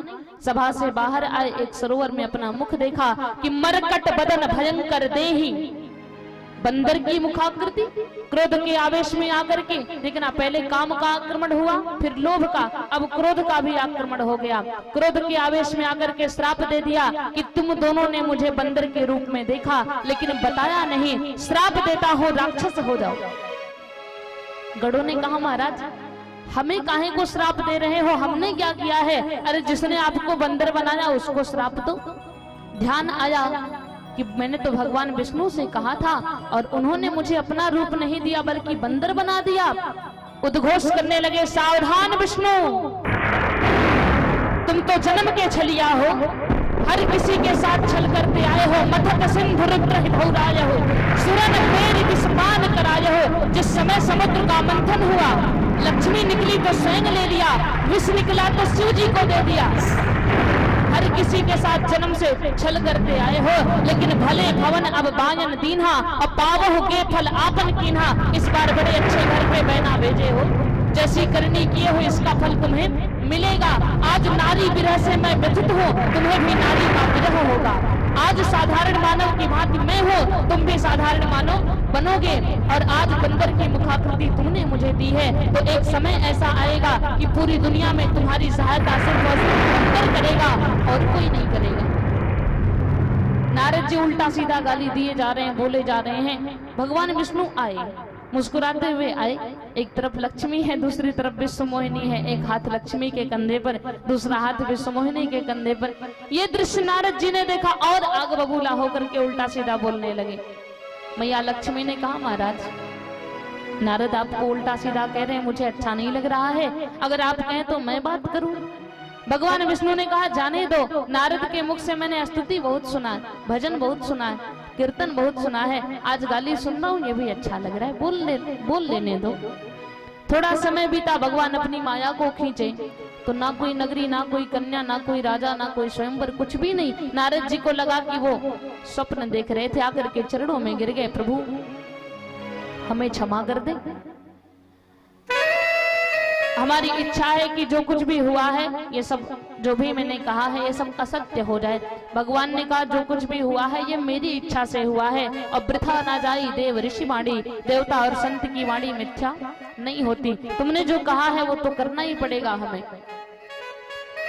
नारद जी ने कहा प्रभु मैं प्रायश्चित करना चाहता हूँ। भगवान ने कहा जप हो जाए शंकर सतनामा, जाओ जाकर के शिव जी के नाम का 100 बार जप करो, प्रायश्चित हो जाएगा। और शिव पुराण के अनुसार भगवान विष्णु ने कहा चले जाओ पृथ्वी पर जितने भी शिवलिंग स्थापित हैं उन सब का दर्शन करो, तब तुम्हारे पाप का प्रायश्चित होगा। ये भगवान राम के जन्म का तीसरा कारण। अब चौथा कारण, पांचवा कारण कल की सभा में, और कल की सभा में राघवेंद्र सरकार का जन्म उत्सव बड़े ही धूमधाम के साथ मनाया जाएगा। आप सभी अधिक से अधिक संख्या में आएंगे, सभी लोग अधिक से अधिक संख्या में आएंगे भगवान का जन्म उत्सव मनाने के लिए। नारद जी ने भगवान को श्राप दिया, कहा कि नारी विरह से मैं व्यथित हूं, आपको भी नारी का विरह होगा। आपने श्रवण किया था कथा में कि भगवान राम को भी नारी विरह हुआ। हे खगमृग, हे मधुकर श्रेणी, तुम देखे सीता मृग नैनी। नारद जी ने कहा कि साधारण मानव की भांति मैं हूं, आप भी साधारण मानव बनोगे। भगवान भी साधारण मानव की भांति आए। नारद जी ने श्राप दिया कि बंदर की मुखाकृति आपने मुझे दी है, तो पूरे संसार में आपकी सहायता सिर्फ और सिर्फ बंदर ही करेगा और कोई नहीं करेगा। तो आप सभी जानते हैं कि राम जी की सहायता हनुमान जी ने, सुग्रीव जी ने किया। ये राम जी के जन्म का तीसरा कारण। चौथे कारण में प्रवेश कल होगा।